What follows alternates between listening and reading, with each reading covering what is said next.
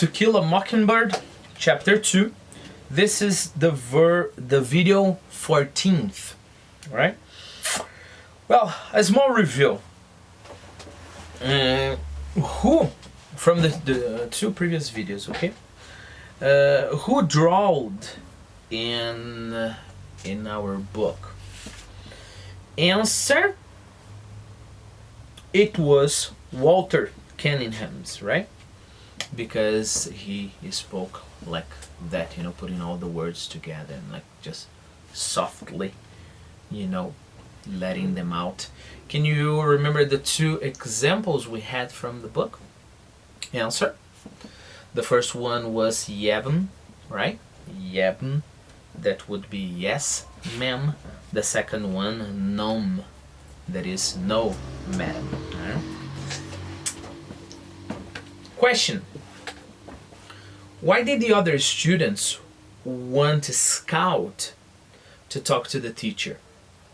Answer: because she had already conferred with the teacher twice. And remember the saying, familiarity breeds understanding. Question. I don't like to ask just what is, just definition. In what kind of situation would the government have to issue script stamps? Answer: in emergency situation. Remember, the script stamps are those little tickets, you know, that represent coins, you know. You can use them as coin. Question: what is an entailment? Answer: it's not when you have your tail in a crack, as Jim said, right? An entailment is when you have a problem with inheritance. And you remember the whole story, right? Question: hickory, are they a kind of fruit? Answer: no, they aren't. They are a kind of nut. Question: how did Mr. Cunningham pay Atticus? Answer: bringing things to his house, right? Remember, he brought wood, he brought some nuts, he brought some berries, turnip greens, right? Question: if you get a loan, what should you probably worry about? Answer: well, of course you should worry about paying it back, right? But you should worry about the interest, right? I don't know, think about buying a house, you know?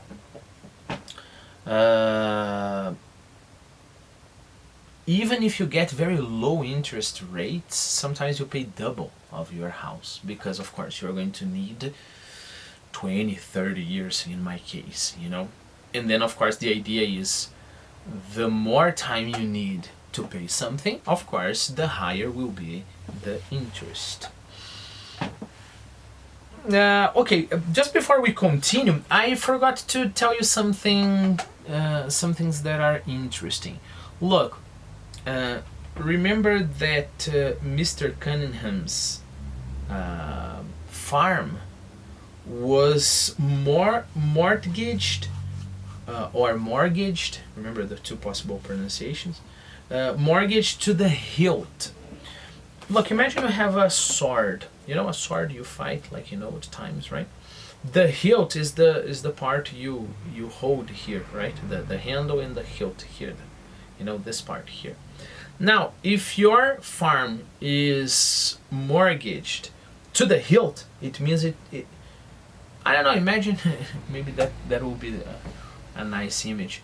And then imagine you are fighting and then you get, you know, to pierce your opponent with your sword. But you don't pierce just like that. You pierce to the hilt, to the protection of the handle here, all right? to the hilt. So the most you can, right? So that's the idea here, to the hilt, right? Just one more thing, and then we have the expression. Take a look. If he held his mouth right, Mr. Cunningham's could get a WPA. We didn't have time last video, but let me read the definition for hold your mouth right. Okay?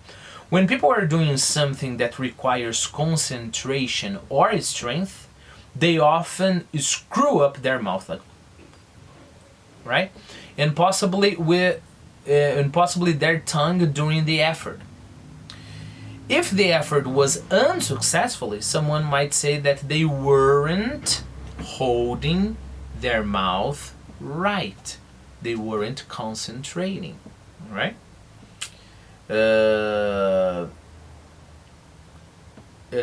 What does that mean? They should have used a different expression. They should have, concentrated more.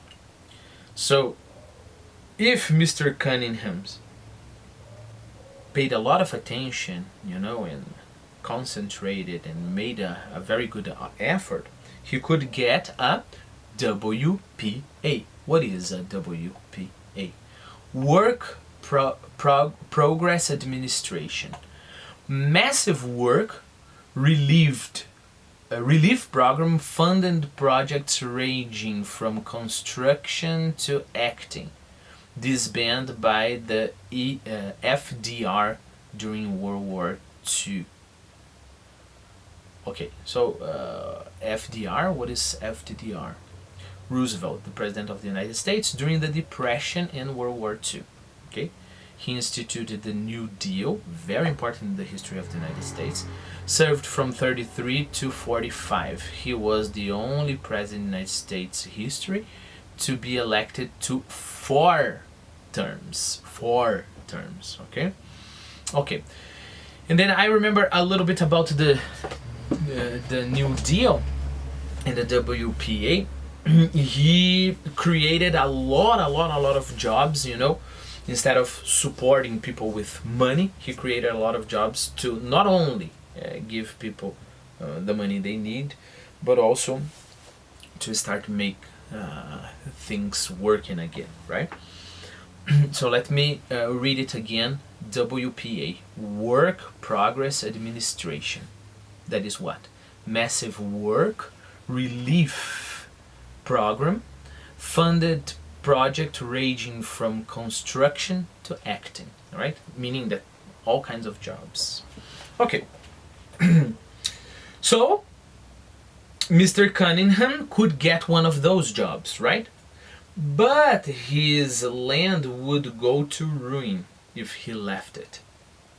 Okay, there would be, of course, nobody to take care of the land. And he was willing to go hungry to keep his land and vote as he pleased. Because the idea is you are getting a job from the government, so you're supposed to vote for the proper party, right? Mr. Cunningham, said Atticus, came from a set breed of men. Now, let's go to new ground. As the Cunninghams had no money to pay a lawyer, they simply paid us with what they had. Did you know, said Atticus, that Dr. Reynolds works the same way? He charges some folks a bushel of potatoes for delivery of a baby. Okay, let me... First, what is a bushel? A bushel, it could be like... how do you say? Like kind of barrel, a kind of barrel, like a bucket, wooden bucket. But it's also a measurement, okay? A bushel is a measure of about 8 gallons. It's there in our Quizlet, okay? So this guy would charge, let's say a barrel of of potatoes to deliver a baby. So remember, we are during the Depression here, right? Miss Scout, if you give me your attention, I'll tell you what entailment is. James' definition are very nearly accurate sometimes. This, the father continuing, right? And it's interesting. Gem's definitions are very nearly accurate sometimes. It's nice because, of course, it's not entailment is not when your tail is in a crack, but it means you are in a hard situation. So, and you can't get out of that situation. So you could imagine that your tail is in a crack, right? If I could have explained these things to Miss Caroline, so remember that was the digression. We went back to the moment where Scout had learned about the Cunninghams, right? And now we go back to the classroom.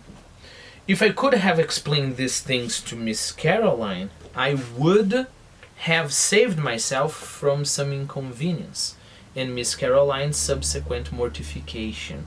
Look how nice. There will be some inconvenience, but in the end, Miss Caroline will be mortified. She'll be extremely embarrassed, right?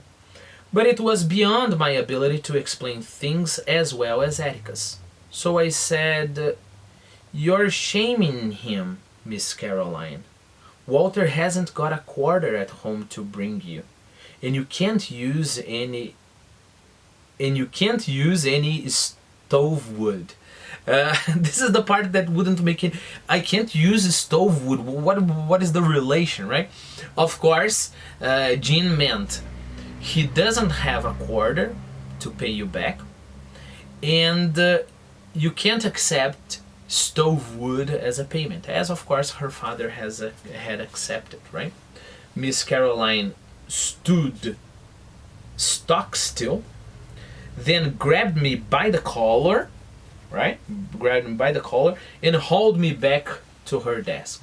"Jean Louise, I've had about enough of you this morning," she said. "You are starting off on the wrong foot in every way, my dear. Hold out your hand." Hold out your hand, right? This part is very nice. Because, of course, why? She would hit her hand, right? "Hold out your hand." I thought she was going to spit in it, which was the only reason anybody in Macomb held out his hand. It was a time-honored method of sealing oral contracts. Wondering what bargain we had made, I turned to the class for an answer, but the class looked back at me in puzzlement. Miss Caroline picked up her ruler, gave me half a dozen quick little pats, then told me to stand in the corner. Remember, it's not by accident that the author is using pat and not hit, slap, or whatever. Pat is like, okay? It's important. It's important. So, she gave me half a dozen quick little pats, then told me to stand in the corner. A storm of laughter broke loose when it finally occurred to the class that Miss Caroline had whipped me.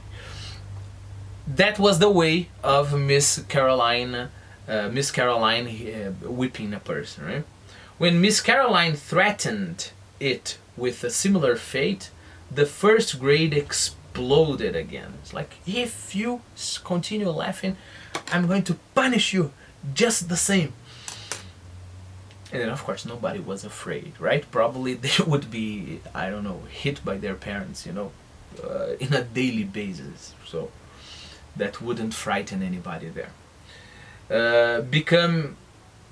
When Miss Caroline threatened it with a similar fate, the first grade exploded again, becoming cold sober only when the shadow of Miss Blount fell over them. Miss Blount, a native Macombian, as yet uninitiated in the mysteries of the decimal system, appeared at the door, hands on hips, and announced, "If I hear another sound from this room, I'll burn up everybody in it.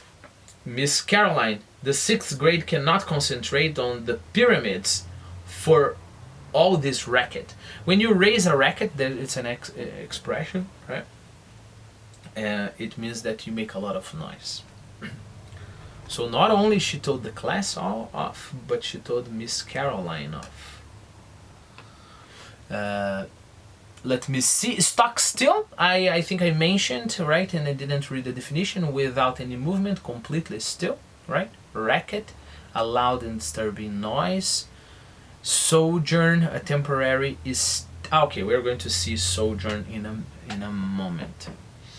My sojourn in the corner, or my stay in the corner, was a short one.